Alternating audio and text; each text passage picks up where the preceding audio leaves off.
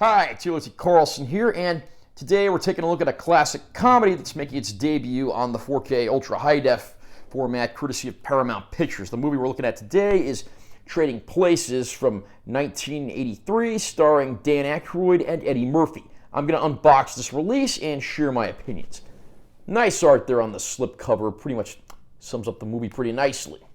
Here's our spine text, back cover. We pop up the slipcover and pretty much the same thing underneath.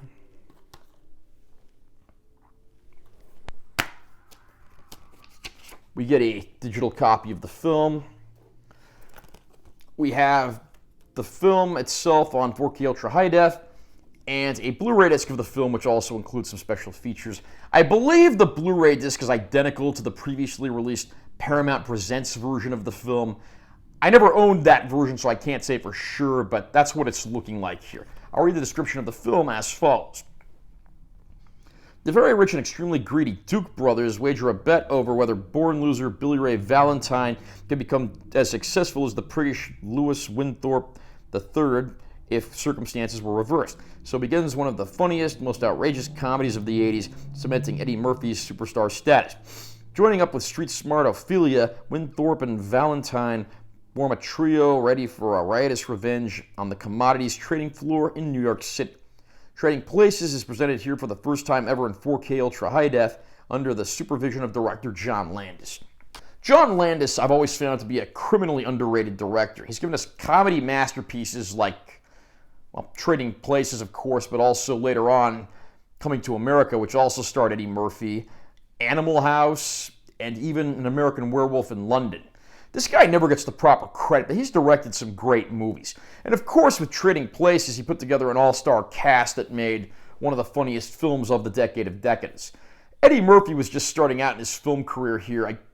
It was pre-Beverly Hills Cop, as he was just starting his rise to popularity. And of course, he's become one of the most legendary funny men in the world. And his role here as someone who's pretty much been raised in the worst circumstances and resorted to begging, switching places with an uptight, snooty broker portrayed by Dan Aykroyd, certainly makes for some very funny viewing.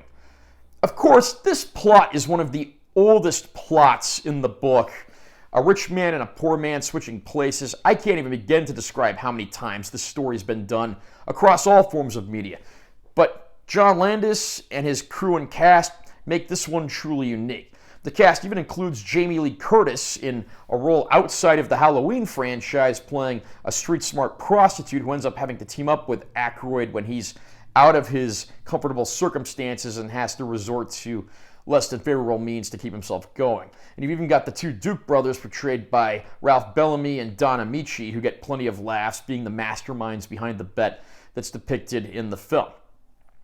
And there are a lot of other lesser roles throughout the film, and the movie has an absolute great time with its premise, just running with it, keeping the laughs coming nonstop. And you can tell that John Landis certainly did the best he could with what he had here and succeeded in nearly every way.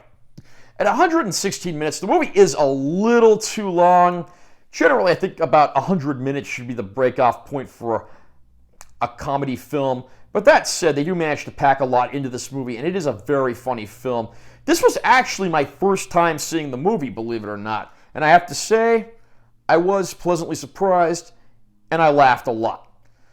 Trading Places does make its debut on 4K here with this release, and I am a little torn as to how I feel about this transfer. Oddly, there really aren't that many reviews for this release online yet on a lot of the sites at the time I'm filming this video.